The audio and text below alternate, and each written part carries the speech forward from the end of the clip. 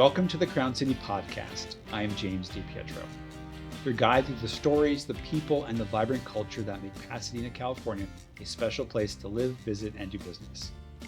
In each episode, we bring you engaging conversations with neighbors that are shaping our community. On this episode, I'm proud to welcome historian Michael Logan, author of the book, The Original Busch Gardens. Michael, welcome to the show. Thanks for inviting me, James. Well, I thought we'd start off with a little bit about your background because I don't know actually a lot about you before the Busch Garden book. Well, I moved to Pasadena in 1999. I grew up in the South Bay area, Redondo, Hermosa, Manhattan. My wife is from this area, and we had just been married at that time. And we decided, hey, let's move up here. So we came to Pasadena, and I just loved it because the pace down there was getting a little too hectic, down in the South Bay.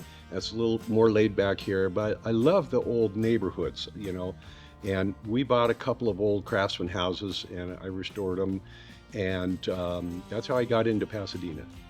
Well, based on your history and your love of history and then also of restoration, who were some early mentors that were especially important to you?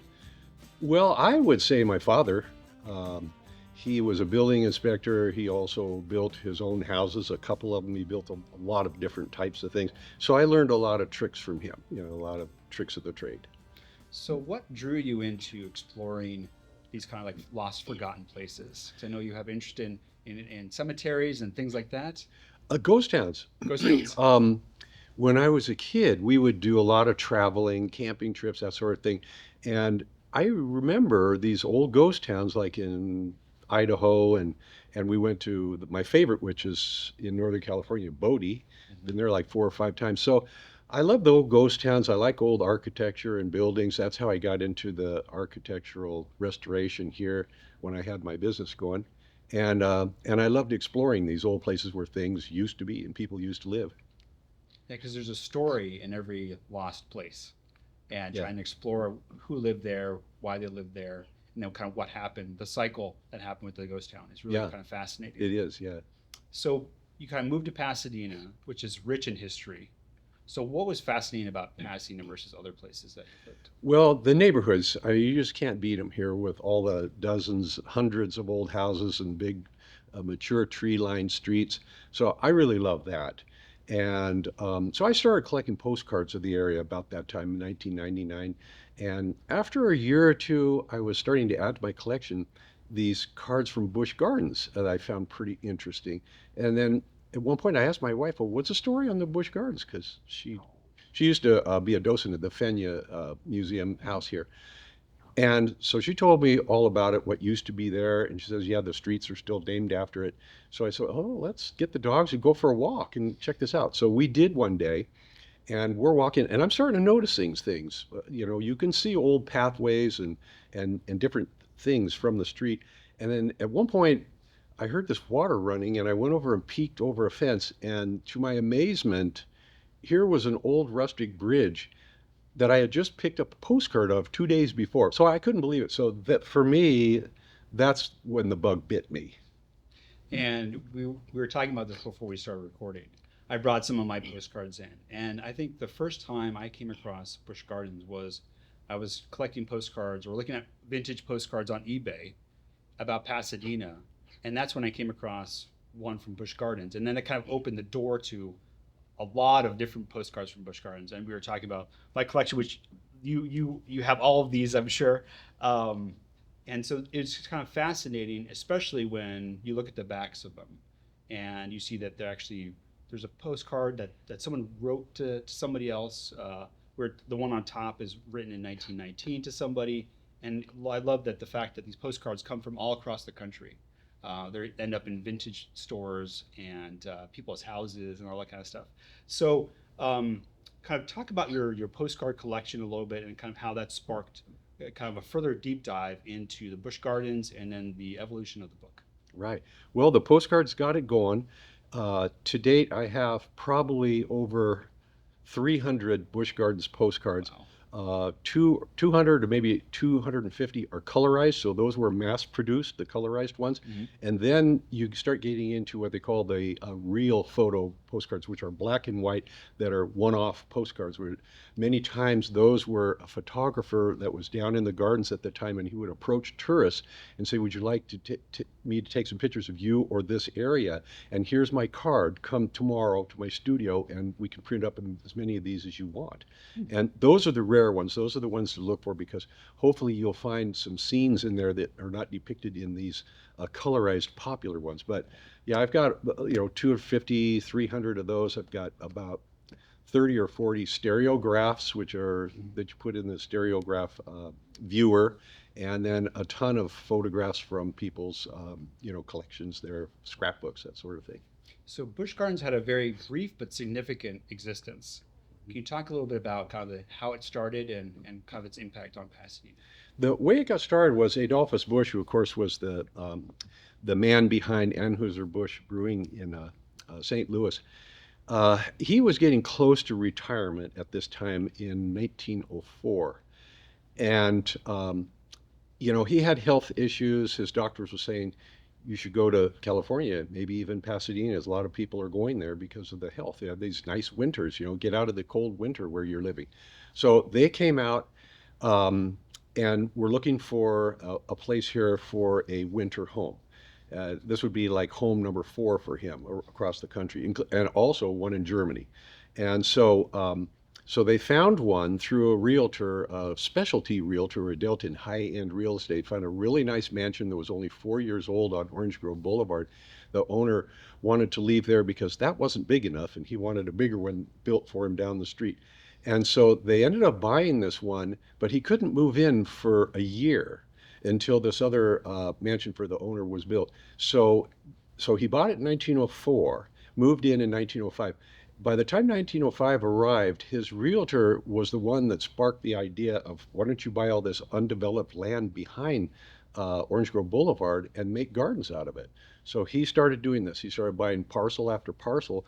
Before you know it, he had 30 acres behind there, and it was all designed for gardens. The original intention was private gardens, but once they were started getting built and people were learning about this and there was a big demand, he opened it up to the public. So the gardens peaked at around 1.5 million visitors in 1919. Is that 1915. 1915? Yeah. And that's an amazing amount of people. Yeah. Considering this is before mass transit, everything like that. So why do you think that the gardens have maintained such a large? Why did they bring so many large crowds into? Well, it was just a huge tourist attraction. Everyone knew about it. Originally, it was free for many years. They did charge admission at one point, but the size of it was just intense. It would be very hard in one day to cover every single trail and every road in this place. So, and it was beautiful the way it was laid out. So it was a major attraction for this area. So about 20 years ago, or you took 20 years to do some of the research on this book. Mm. And so we could talk about kind of what was the instigator that launched the book idea, and then kind of what was that process like? Because you've got into some of the really private archives of the Busch family as well. So kind of talk about kind of how that started. Well, in 1999, I was collecting the cards. I think by about 2000, 2001 is when I saw the Busch Gardens cards and got kind of interested in that. So by 2002, I decided, I'm going to really find out a lot more about this. I went to the Pasadena Museum of History for starters, and they have quite a intense collection of stuff there. I started pouring through that stuff. I started also talking to Pasadena Heritage and also the museum, because as I was starting to learn more and more about this, I was seeing that a lot of the information was false, where it was saying it started in 2000. In 1903. Mm-hmm. And I learned that it really wasn't until very late 04 or early 05 that it actually first opened.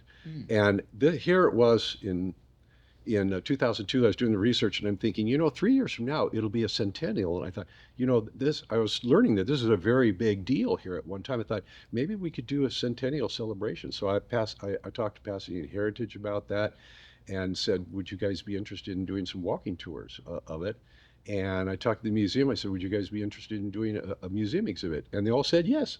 And so at that time, Sue Mossman, who was the head of Pasadena Heritage, referred me to another local gentleman, Gary Coles, who was a very, very good local historian.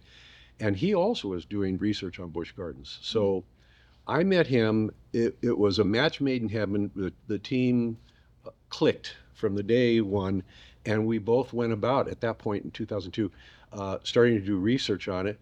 It wasn't planned. He would go his way, I would go mine. We would meet on the weekends and say, this is what we came up with, and we came up with a lot of stuff. That's fascinating. So what were the archives like that you had to go through? Because you went through the Museum of History, but also stuff in the Midwest as well. Yes. Well, Gary was the one who really went digging deep into archives, including local colleges and universities, libraries, all over the place in Southern California. He ended up contacting somebody at St. Louis at the Brewery Archives, Anheuser-Busch Archives, the head of it, and that was a really good connection because they ended up giving us everything they had on Busch Gardens. And so we just went in every possible direction. I have to tell you, at this point, I don't think there's anything more to uncover. I think we got it all. Because this is the defining book on the Busch Gardens. Yeah, I would have to say it'll probably be the only one. Well, no, because I think when I started researching it, I came across the postcards first, like you did. And then I realized that there weren't any books on it other than your book. Yeah. And I think it's such a wonderful collection of both pictures, but also information. So you and Gary have done a phenomenal job putting this together. You know, you mentioned in 2005, you started kind of doing walking tours. Yeah. And then you had the exhibit as well. Kind of what did that feel like to see your research kind of up on the walls or sharing that history with people on the walks? Very fun. The whole process, you know, of 18, 20 years of doing this research was so gratifying. It was not work. It was complete fun. You know, every time you'd go somewhere and you might strike out or you might find something interesting, but the hunt was what was all about. That's true. Because I from a research standpoint, I love research. And the process to finding stuff is the steps of finding new information. That's the fun part. So I can certainly relate to that.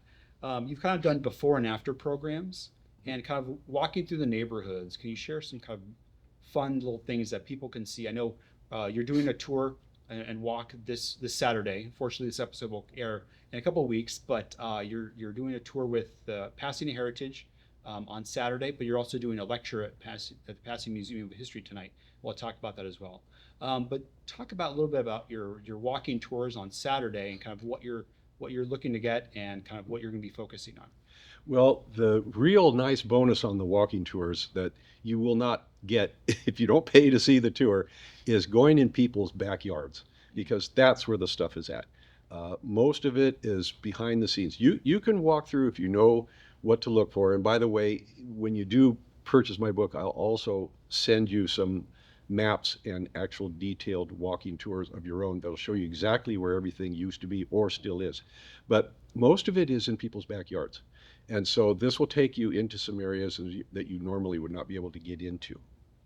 So what are some of the examples of that? Because I know you talked about the bridge, which is a great example of that. The mill is still? The old mill is really the cream of the crop. Yes, it is. Really, of all there's actually 5 major scenic locations there, of which 4 still exist. The lake doesn't, but all the other 4 still do. And that was the biggest of them all. And it's like walking back in time. The whole property has not changed really. I mean, they did some additions to this building way back in the 30s and 40s, but they're done within that style. So if you didn't know it, you'd think it was built that way, you know, in 1910 when it was. So the Adolphus died in 1913 and Lily in 1928, and the property was eventually subdivided, Yeah. sadly. How did the Depression kind of play into that? Well, you could say the Depression was really the pretty much the whole reason why it came apart. You know, at that time, you know, that area was known as Millionaires Row. Hmm. Huge, beautiful mansions, which is so sorry that they, for the most part, are gone. And, you know, these people, a lot of these owners, they lost everything. So they couldn't afford to even live in these mansions anymore. They couldn't sell them. They're not, no one wanted to buy them. So what do? You subdivide them up into little rental units and let them, you know, fall apart. And then it gets to the point where everything's so bad and ugly that they tear them down and make garden apartments. Now, the city of Pasadena famously declined to accept Busch Gardens as a park. Is that correct? Right. So, what was the thought? Why did the city reject the idea of adopting the sunken gardens as a park? Yeah. The estate offered it to them on two different occasions, and pretty much it costed, you know, they weren't giving it away for free because they knew they could Okay. sell it for something. But they offered it at a very low price, and the city declined. I think really the reason was they were probably afraid of the upkeep that they would have to do on it because it was a huge piece of property, required many, many gardens to keep this thing looking good. So, at that time, was it still 30 acres? Give or Yes. take? Yeah. Wow, that's amazing. Yeah. So, how do you think that the city of Pasadena would be different if those gardens were still here?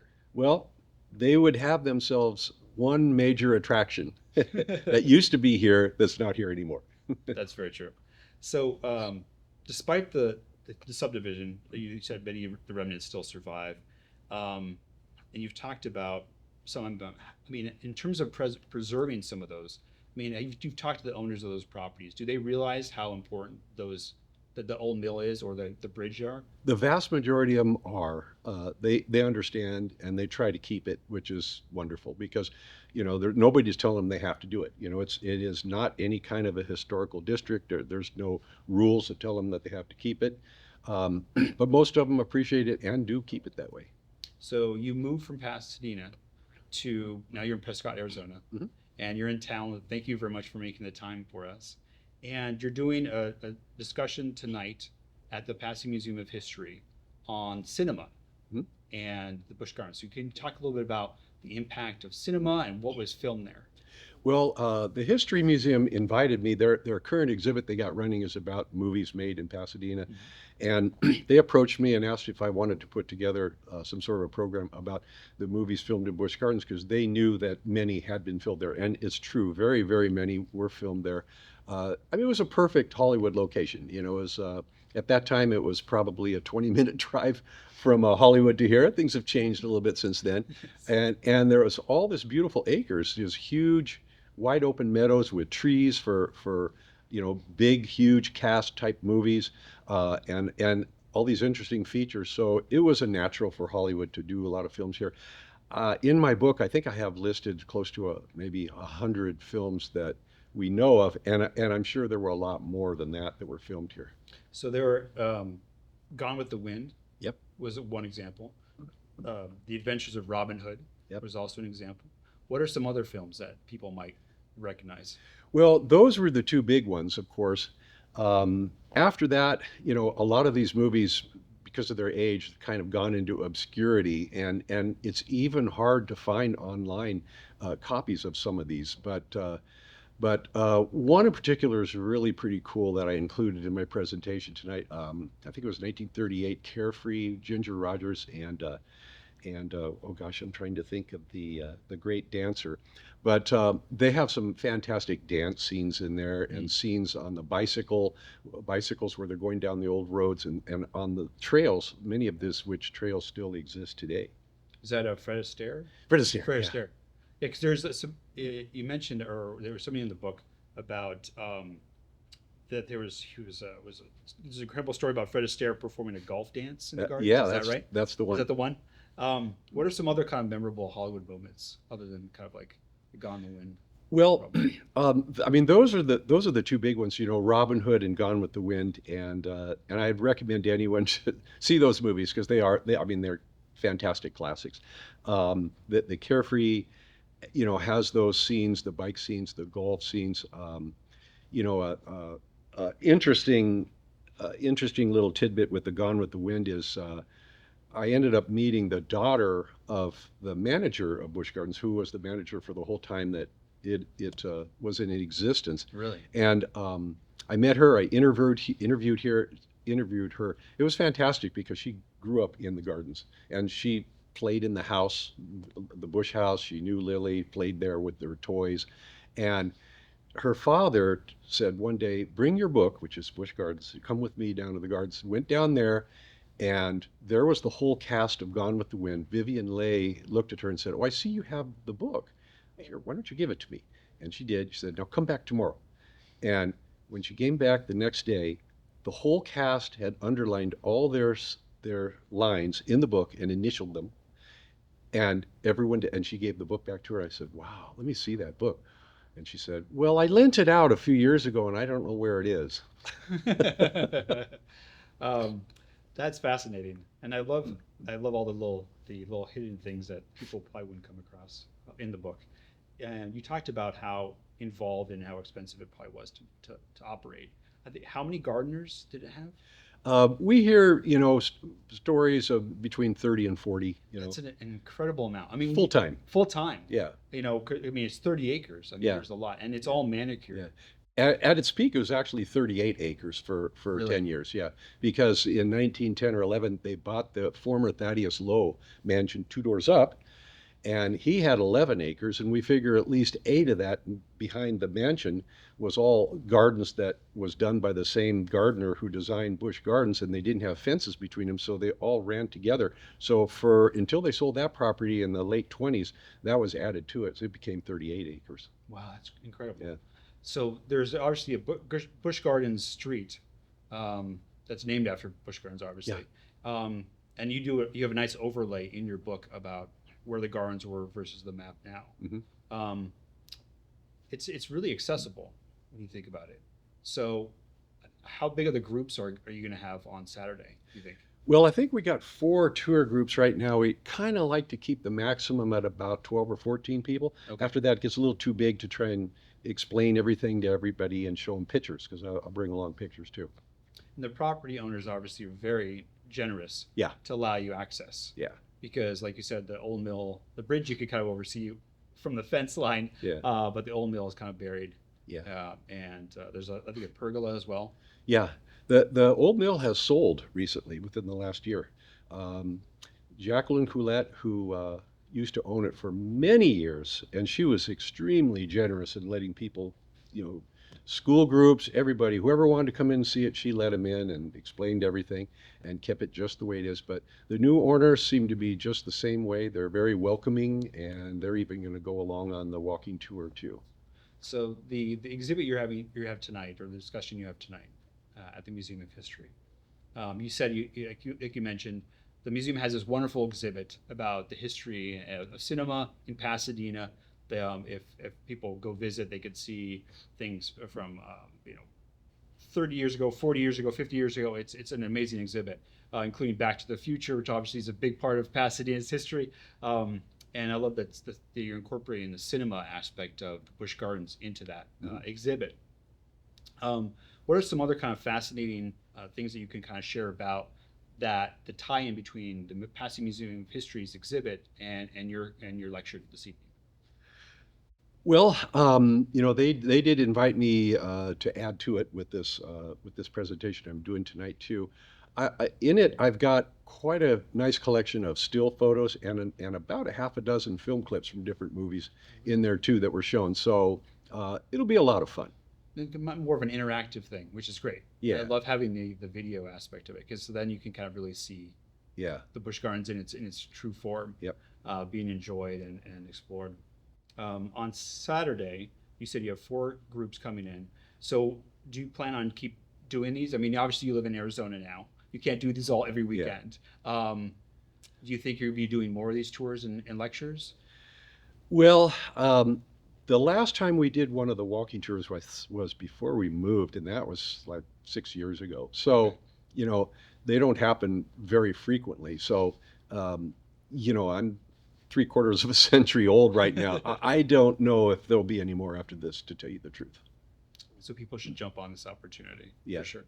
And I was looking at, and some of the tours are sold out already, which Yeah. is wonderful. Yeah. I was trying to get into one of them, but I have my small kids with me. It makes it a little bit challenging. I don't want to bring toddlers into Yeah. on these tours, but yeah, I was very excited that you're doing it. When you think about kind of the legacy of Busch Gardens in Pasadena, what do you take from the whole experience that that this garden had and the impact it had on the city of Pasadena? Well, it represented a very golden age in Pasadena throughout the time, when Pasadena was really coming of age and really becoming a vibrant big city. And there's a lot of events that happened there, tons and tons of people, a great tourist attraction. So it has a wonderful history. Are there, looking at the book, and I keep referencing the book because I love it so much, are there parts of the book that you especially enjoy? Or is it the whole thing that you enjoy? Well, all of it's pretty cool because I tried to cover all the bases, anything that had to do with Pasadena in any even little way. I didn't want to leave anything out, so I thought, let's just put everything in there.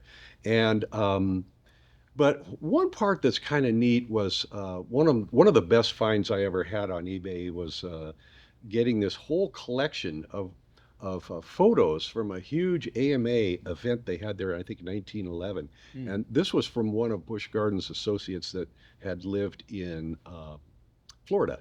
And this came from his estate, and it was about 12, 14, 15 8 by 10 glossy photos of this huge American Medical Association event there.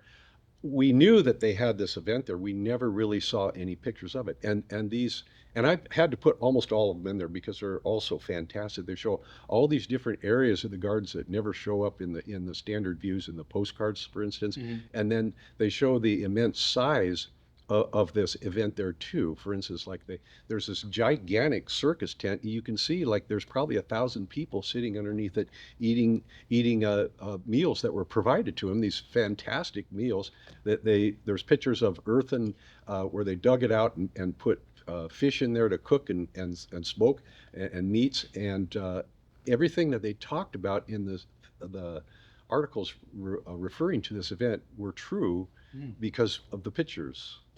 That's fascinating. And to think about how big that tent was, and I mean, it's small in comparison to 38 acres, but it's to think about now, there's no space for any of it. No, because this was in the lower gardens, which was big, wide, expansive area. So that's where it was at. It was kind of close to the Royal. And in that particular picture, you even see in the far corner that people are holding up one corner of the tent that's coming down. One thing that I thought was interesting was there had, in addition to the gardens themselves, and there's a fountain and things like that, and the lake you mentioned, there's also these kind of small little kind of dioramas of fairy tales. Yeah. Can you talk a little bit about that and kind of how that kind of come about? Well, in Germany, Adolphus Busch, his homeland in Germany, he had the first, these were gnomes. And they were made out of terracotta, so they're hollow, which means if you drop them, they shatter. So there's very few in existence anymore. They're very rare. They're very valuable. He had, quote, the first gnomes park in the world in Germany in the 1890s. And these German manufacturers of these gnomes, he had them planted in these little vignettes all over in the woods around his house. And what he did was he recreated a lot of that here. He had a lot of these gnomes groups shipped in here, and then Lily Busch placed them all the different areas throughout the gardens, most of which, almost all of them were put in the lower gardens. A few were in the upper gardens, but you had groups, sometimes 5, 6, 7. In our museum exhibit, the great-granddaughter of Adolphus Busch, who actually got us in with the archives there at St. Louis, she had the archives send out a lot of things, and from her own collection, she donated a whole group of those particular gnomes that at one time were in the gardens, and it's just priceless things. So where are those gnomes now? I don't know. She has since passed on. I believe they sold her house, and what the family has done with them. I mean, the family knows that they're very valuable, so someone has them. Because there's Snow White and the Seven Dwarfs. The one she had, And those- Yeah, the one she had was actually, I'm trying to think, it was the group called, they were sitting around a table and, the wolves. And Yeah, the Fox yeah, was the the Fox fox. family. Yeah, it was the entire Fox family. It was every single member that you see in these old pictures, including even one that shows up in only a few of the pictures, which is just a bust only, is from the chest up, where he obviously was popping out of a foxhole. I mean, it's kind of. I mean, it's we're kind of used to kind of theme parks now, and we're kind of used to kind of those stories and fairy tales. But it's fascinating that these were incorporated into something that happened in 1919 or 1915. Yeah. This must have been so foreign to people to have these kind of elegant gardens in this area that was primarily undeveloped Yeah. at this point. Well, I was actually had intentions to do this book years before it actually started, and I had gathering different chapters that I thought would be just right, and even starting to write some of the chapters and stuff. But then when I finally decided, okay, now I've got this guy, it's time to do it. Gather all the photographs that you want that'll go into each chapter and what order they're going to go into and the captions but it was very fun. But So some of these pictures are probably your own collection. a lot of A them lot are, of them yeah. are. And then some of them are borrowed from the Pasadena Museum of History. Yeah, they've So- been great because, normally they charge a fee if you're going to publish. Mhm. If you want a photocopy of something, I think they'll charge $1 or whatever it is. But if you're going to publish, it's like $25 or something like that. Per picture. And since I had this good working relationship with them, with the exhibit and everything else, they didn't charge me for any of it. So. For the same issue with the Busch Garden or the Busch Archives. Well, yeah, were because, generous. oh, yeah, that's right. Yeah, they donated what they had. They didn't have a whole lot in the way of photographs, but a lot of interesting stuff. They gave us copies of of notes that Bush had sent out to people regarding Busch Gardens, and so we had all those. What kind of notes were they? Just kind of like, Talking about delivering the gnomes.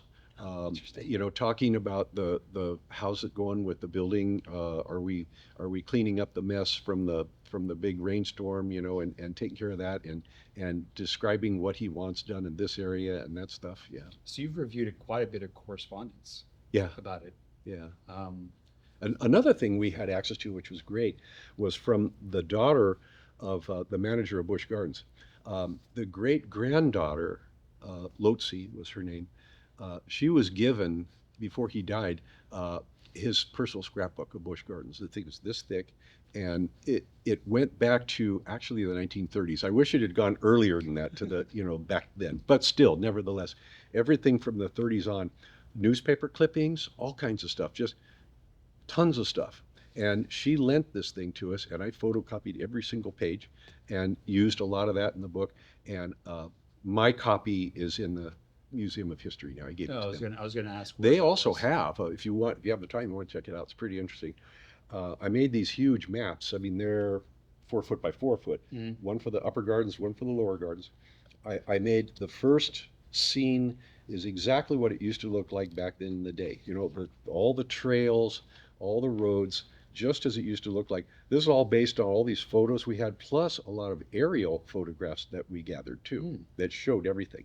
So based on all that stuff, I put that together on these, and then I took clear acetate overlay and drew out the outlines of every current day property and every current day road, and that lays on the top. So now you can see this is the way it used to look like, and now you know where every single detail is located in each particular property.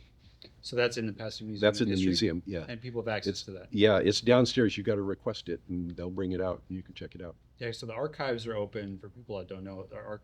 We're technically recording still, but Yeah, the archives are open on Fridays and then Saturdays, and I think on Sundays as well. yeah. I can't remember what their schedule is Yeah, now, so it's but, it's, yeah. it's, It's not every day. not every day. Yeah, But just looking at the map that you created here, in the back of the book, and so the city put this one together based on our input. We explained, for instance, all the properties where we know some sort of historical remnants are still there. And we're sure that these areas, there's nothing there, because we're so sure of this because we knocked on every door. did you And- really? Yeah, every single door. And in 99% of the time, people would say, okay, come on in. And they take us through the house, and we go in the backyard. I have my camera. This is with my friend Gary. Notepad, a camera, taking pictures, taking notes.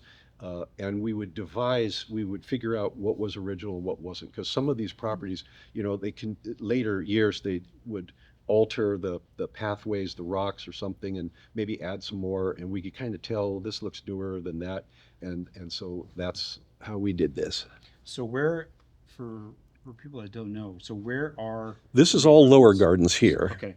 separated by Arroyo Drive.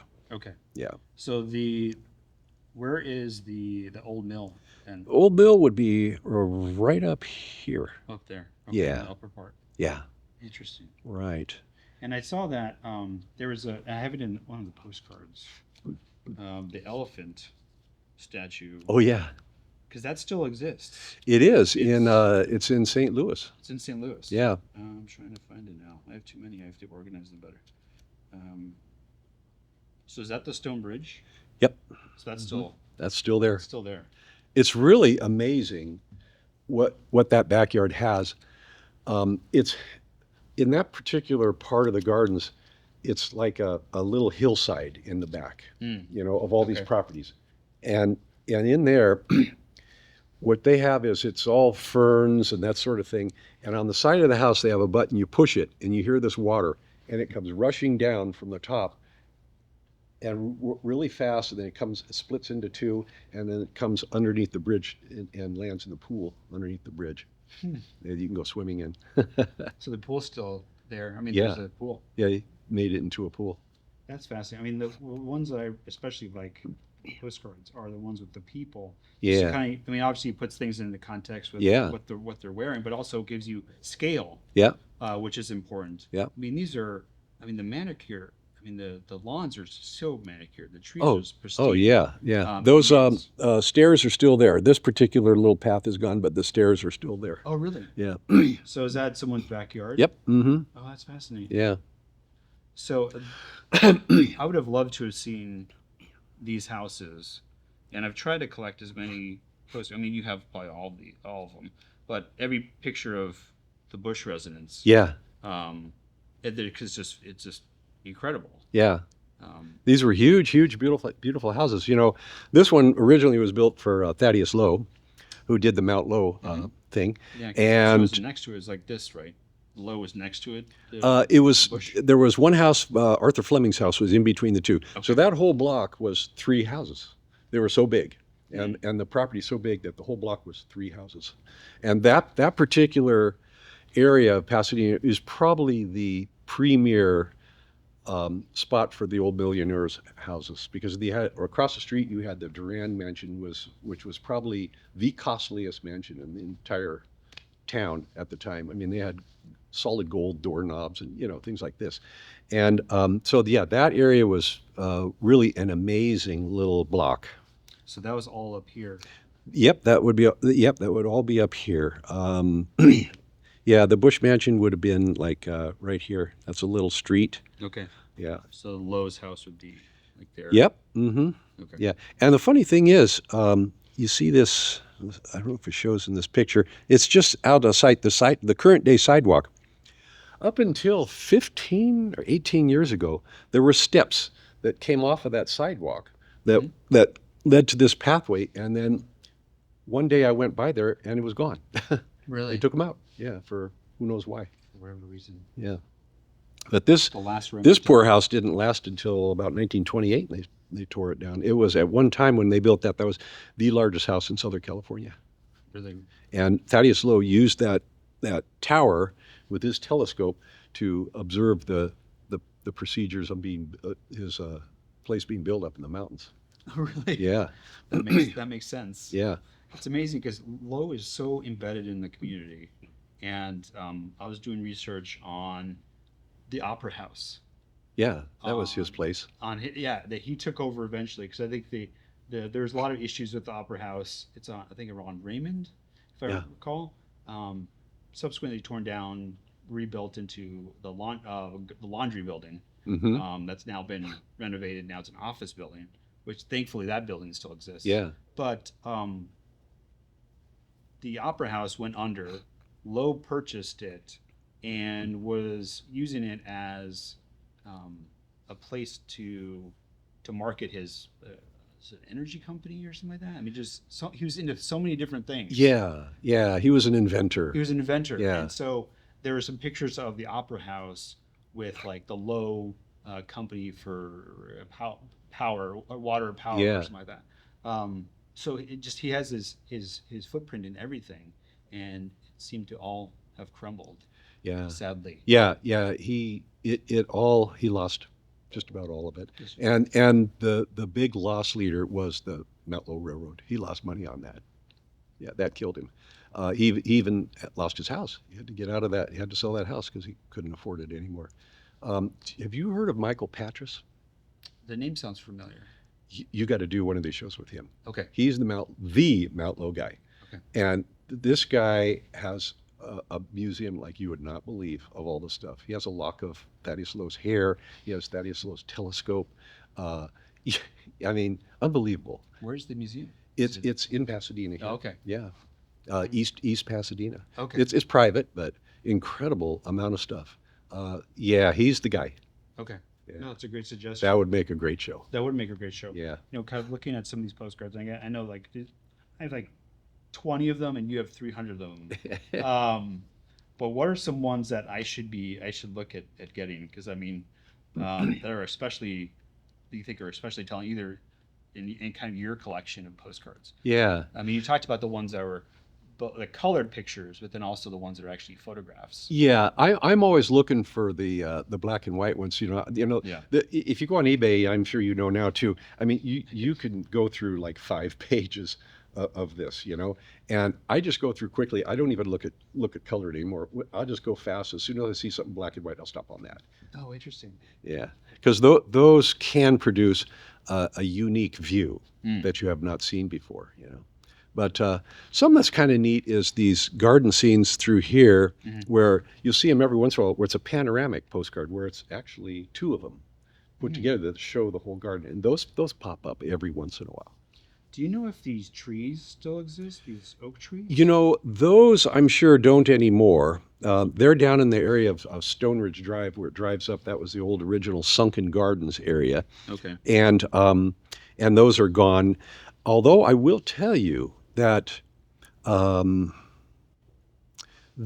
couple of these trees, believe it or not, still exist. Do they really? And they are more than 100 feet tall. They are huge. Yeah, they're huge. So what were the kind of the different kind of shapes of the flowers and the bushes? I mean, was there anything kind of like significance to some of these things? Well, of course, this is the Anheuser-Busch logo, the eagle is what that is. And it looks like from all the cards that was there for maybe 1 year. The flowers lasted like 1 year, and that was it. And then you didn't see it again. So you'd see different variations of these little, decorative flower gardens here. This area here, the Stone Ridge Drive, it still is on the same location. So you go up it and you're going right through the middle of all this stuff. Oh, really? And this area here, you kind of look to the left, and it's all covered with ivy right now. If you look real close, you can almost kind of make out the shape of some of this terracing that they had there. And of course, back when they made this terracing, it was all by hand with mules and scrapers. They didn't have the machinery we did today, so it was all handmade. It's a very big deal, Yeah, so there's this property here. If you go inside it, there's some stairs.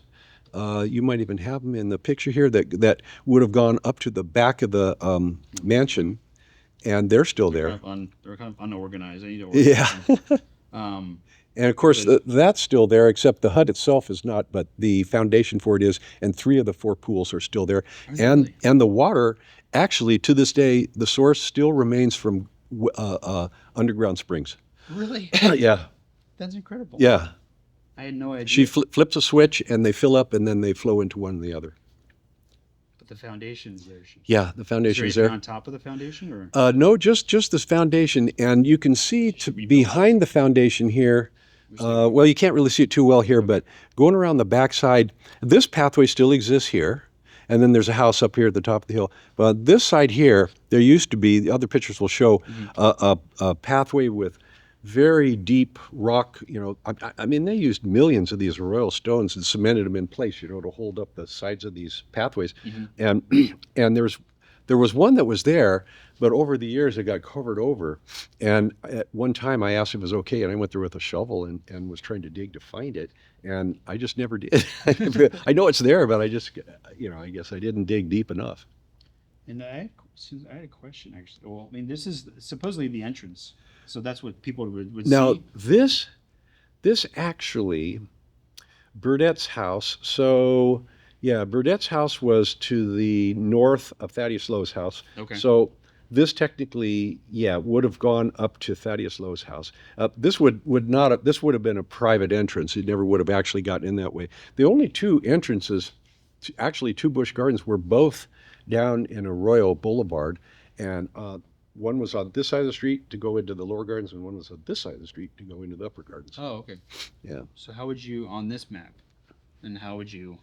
Okay, it would be right there. There. So That's so there's your entrance to the lower, and Okay. right across the street and up a bit would have been the entrance. There's nothing remaining of these. However, at this point right here, right on this corner right here, one of the big, huge stone pillars that would have said, would have had one here, one there, and a huge gate. That's still there, one of the big pillars.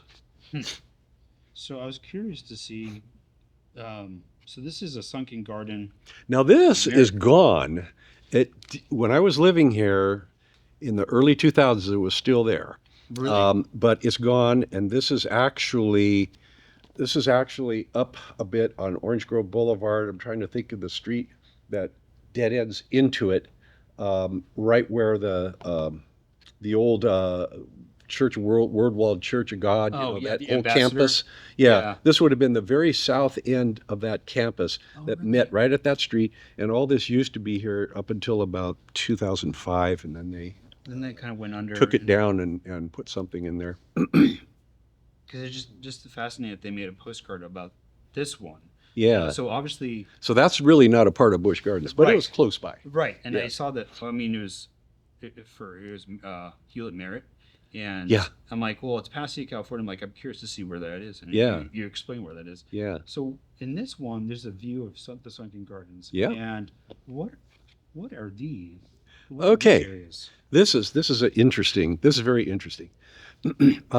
This backyard here Mhm. was the house in between Bush's house and Thaddeus Lowe's, Okay. Arthur Fleming's house. So this is the back end of his property here, these huge terraces. Now, this house that's right here, where they still have some of these steps that would have led up to the back of the mountains. Gary and I went in there one day early on in 2003, probably. It's one of the first houses we went to. Okay. They let us in. We're back there looking at the house, and Gary walks over to the north end of the property in the backyard, and he starts pulling away this ivy. And lo and behold, one of these 6 foot tall, we call them volutes, it's almost like a bookend for Mhm. these terraces. It was there. Really? You look at this. And these people who lived there for 18 years, they never knew it was there. And so the volutes, this end here exists in somebody's backyard. They're big, they're tall, they're this wide, poured concrete, and Are they decorative? I mean, they're very very decorative, it's almost hard- like bookends, you know? because you could kind of see some of the detail in this picture. Yeah. But I mean, it must be kind of. I mean, it's pour in place concrete. I mean, Yeah, it's- yeah, and to incredible. give you the massive detail of this is 150 feet long, is each one of these terraces. So how long it is? Yeah, big properties. So yeah, so that was a really neat find. Now this building right behind it, see with the rocks on the top? Yes. That is behind the Pasadena Museum of History. It's the Finlandia Museum. Is what Oh, it is. really? The Finnish Museum. Oh, okay. That building was saved. That was Arthur Fleming's garage and laundry. And the idea with the stones on the top, the house that was there, very huge mansion. A lot of people think it was the earliest craftsman house in Pasadena because it was built in like late 1890s. Okay. But in fact, it was designed to be a replica of a Swiss chateau. So it was Swiss. And the stones on the roof is something that the Swiss did in the mountains there to keep the roof on because of the wind.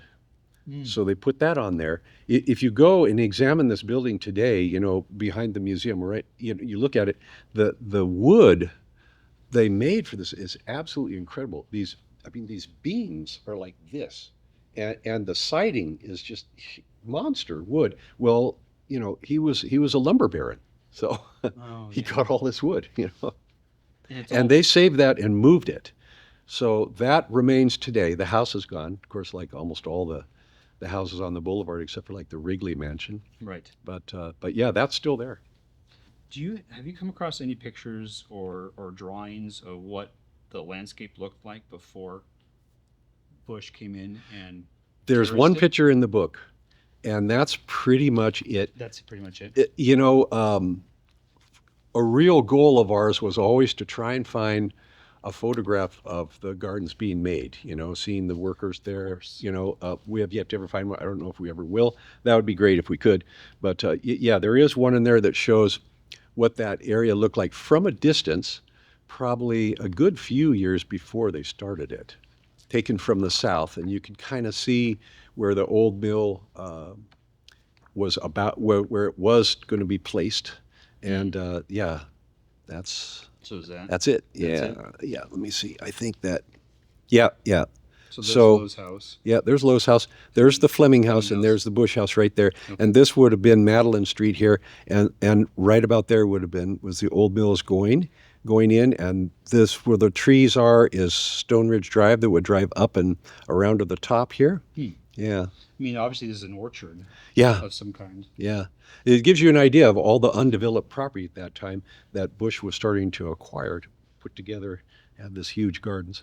I mean, it's hard to think about, kind of growing up in the area, how undeveloped it was. Yeah, Because we're so used to everything being built and then any kind of construction is rebuilt. yeah, As opposed to walking into Pasadena, and it'd be fascinating to kind of explore how much of it was vacant. yeah, At this point, yeah, because and this picture is excellent. I'm Yeah. glad that you included it. yeah. Because you can really see how, I mean, these houses were kind of in the middle of nowhere almost.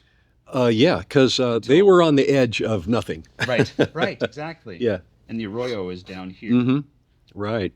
and that's fascinating. And Yeah. this is kind of a great picture of kind of a desert scene, and Yeah. you mentioned the close to 40 Yeah. full-time employees. Yep. Yeah. The daughter of the manager clued us in a lot of that stuff. She told us that during the hot summer months they would work at nighttime under floodlights because it was too hot to work during the day. So yeah. That's incredible. And yep, she told us about being inside the Bush mansion and explained what it was like inside. She gave us a story about one time how she was pounding on the piano there, and somebody came up behind her and said, "Let me show you how to play." And he put her hands on top of his, and he started to play, and that was Rachmaninoff. Really? Yeah. That's incredible. Are And- there? I mean, how many pictures are left of? Are there any? Are there a lot of pictures left of the Bush residence, or is it? Not many. Not that many. The postcards and the photographs at the outside, Is it? there's tons of those. This is a rare interior scene. There's not a whole lot It else. just shows you the incredible detail. Oh yeah, I Just mean the these woodwork. mansions, these mansions were, unbelievable. Huge, And- huge places. And for someone that's restored houses, I mean, you can appreciate this more than anyone. Yeah. The work that goes into Oh this. yeah, and to think that that back then in the 40s is when it happened, on up in through the 50s and 60s that they just leveled these places, just came in and tore them down. I know. I mean, it's. I mean, they probably did some salvage work on some of these things and some of the stuff inside, but a lot of it just got demolished. dumped. Yeah, I like this picture of just like the Yeah, one of the first, garden units. and I didn't really mention it to you, but because there's so many remnants that are still there now, the reason for that is because Edmund Krug, who was the manager, he negotiated with the developers that they ended up selling the property to work around this stuff, keep it. Mm. And the story is that they only supposedly took down one or two trees, and you definitely see evidence of this because, for example, where the Grecian pergola is now, there's two examples side by side there where the Grecian pergola is still there. They kept it there, and they actually built the house right up to it. That's on the tour too. We're going to actually go inside the Grecian pergola, look at it. The house right next door to it, where they had this quote cactus wall, the pathway would go up through the cactus wall, come out through the top onto a royal boulevard. That pathway is still there. They built the house over it. Between the house and the garage, you end up coming underneath it and coming up to the top. So a lot of stuff, it's true, they built around all the stuff. There's some houses, when you go up Stone Ridge Drive, you know, the layout of the drive has changed a little bit. It's still the same until you get to a certain point, and then the top, the mesa area there, it actually used to come up and go around like this, but now it just comes up to a cul-de-sac. And the houses on the west side, like there's 3 houses in a row there that we've never taken on the tour. I wish we could, but they're incredible backyards with these massive waterfalls. It's all rock and waterfalls and pools, and it's just, you know, it's just amazing between these 3 houses, you know. That's fascinating. Yeah. Yeah, I was hoping I had a postcard of the pergola, but I don't. That'll be the next purchase. Yeah. After I get Yeah, you do see them. when I go to my office, I'll start I think in here there's a picture of it that shows when it was the cover of one of the Tournament of Roses annual, ones that they came out in January, and that was on the cover of one of them. Speaking of the Tournament of Roses, we didn't really get into that, but what kind of connection did it have with the gardens? Well, I don't think there was really much of a connection, but I will say that it rivaled it as far as, popularity, as far as a tourist attraction goes, especially when we see that many people in 1915. Right. I mean, I don't know if they got that many people at that time coming to the tournament. Yeah, I mean, the 1.5 million people in 1915, I mean, that's an amazing. It was a big deal. It was a big deal. Yeah, it was a very big deal. I mean, at that time. I mean, at that time, if you came and you had time to see the attractions, you would definitely see that. You would go see the ostrich farm down in South Pasadena, maybe even the alligator farm a little bit further down. And if you had the money, you'd take the Mount Lowe trip. That was expensive. At that time, it was $5 to take the trip. That some people didn't even make that in a day. Yeah. Yeah. Yeah. That was for the wealthy. Well, that's the reason why it went bust. Yeah. Probably. Yeah. Yeah, $5. Yeah. Yeah. A lot of money back then. A lot of money back then. A lot of money back then. Yeah. Yeah. I mean, I can go through. These, this was Lotzi, the great granddaughter. That was her house. It was actually called the Busch house because there was a different Busch that actually, not related, built the thing in the 20s. And those things are original. They were on the roof of the old house they had down there. And they're like mint condition.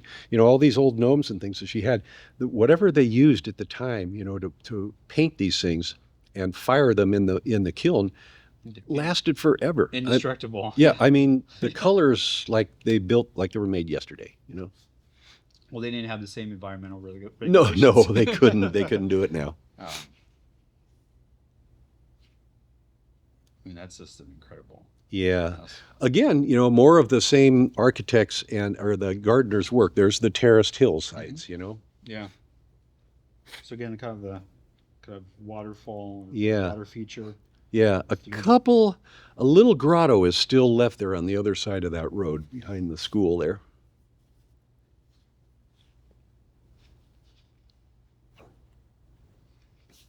Yeah, that's incredible. That's a great picture. Yeah. So is that Mayfield? Or is it not? Yes, it is. Okay. Yep. My sister went there. Uh-huh. And but I'm like, is that Mayfield? Yeah, it's pretty fantastic. It is. To I go spent through spent a lot of time on that school. Yeah. Yeah. That's fascinating. Well, I'm sorry I can't join you on Saturday. Yeah. Tonight, Yeah. I have kids. Mhm. It's probably not the best Right. to have a small kid through. But whenever you're in town, again, please let me know. Okay. Let me grab coffee and talk more history Yeah. with you. Yeah. That'd be wonderful. Yeah, for sure. I love the story about the hit low looking at the railroad Yeah, watching the progress progress being built with from the top from the there. top of that. And then we have a couple of pictures, at least one in the book here, of showing the very early gardens taken from the top of that tower, looking down on it. Yeah. I mean, just the ornate woodwork. And the Yeah. size of it, I mean, Just yeah, exactly the size of it's that. so huge. I mean, it's 20 feet tall. Yeah. Just this Yeah. distance. Yeah. I mean, the proportionality. I mean, and again, talking about the materials. Obviously, we have brick, Mm-hmm. but all. I assume this is all Arroyo River Stone, rock yeah. stone. Tons They of it pulled- used. They pulled from the rivers. Yeah. One of the aspects of this show is to kind of create community. And what kind of community have you found doing the research, having these tours that were especially meaningful? Well, everyone that you would run into is really interested in it, and of course, most people don't know about it. I mean, the gardens closed in 1938, so I mean, you can't hardly find anybody alive anymore that even was there when they were an old person, Right. and or even when they were a child, I should say. So, everyone is fascinated by the story of it, especially when they begin to find out, more about it, how big it was, how big of an attraction it was, and it was definitely a A1 attraction here in Pasadena at the time. That's fascinating. So you're in town until Saturday, Sunday? Is Mhm. that okay? And one of the questions that I ask toward the end of the show, because we could kind of go on forever and we can go dissect your book, but I want to focus on kind of the legacy that you think it has. But one fun question that I ask, since you were a Pasadena resident and you kind of focus on Pasadena history, is if you could design a perfect day in Pasadena, from late night, from breakfast to late night, what would you do? Where would you go? And what would you eat and drink? Well, I think for breakfast I'd go to. I'm trying to think of the place where you get a nice big breakfast burrito on Walnut Street, and I'm trying to think of the corner. I think it's Allen and Walnut. Yeah, Tops. Tops, yeah, yeah. It's Tops and Lucky Boy. A Lucky Boy, Lucky yeah. Boy, yeah, it's the other Lucky one. Boy's the one with the breakfast burrito Yes. for sure.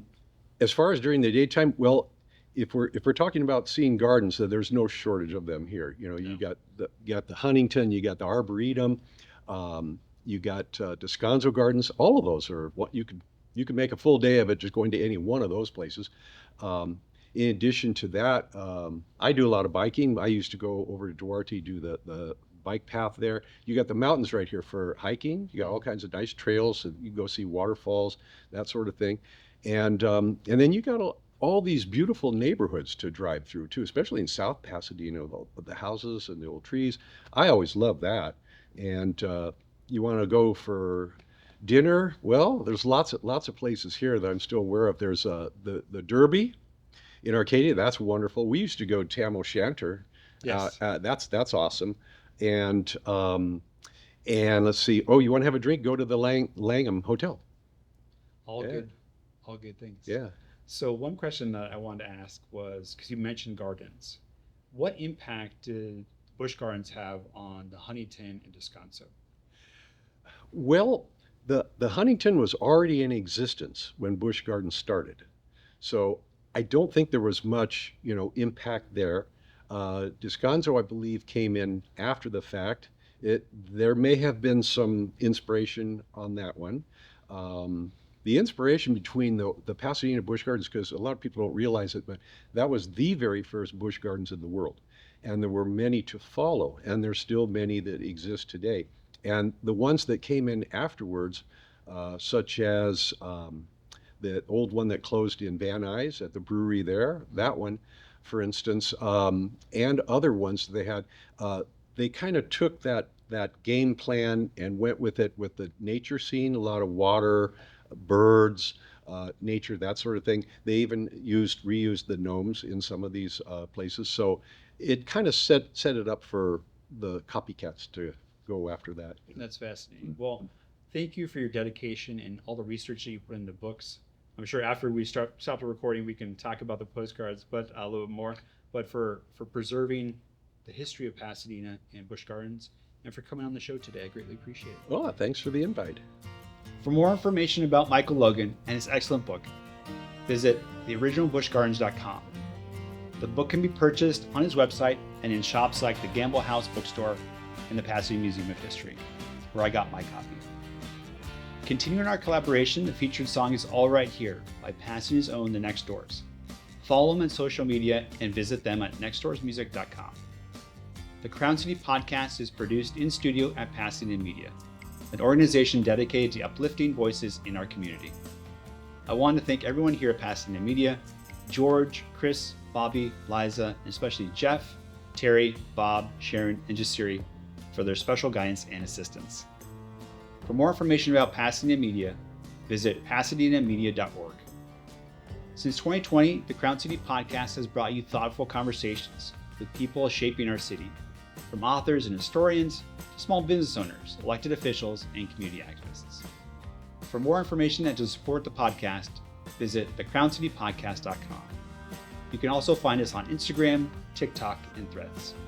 Until next time, remember to stay well, take a walk through history, and as always, I will see you around town.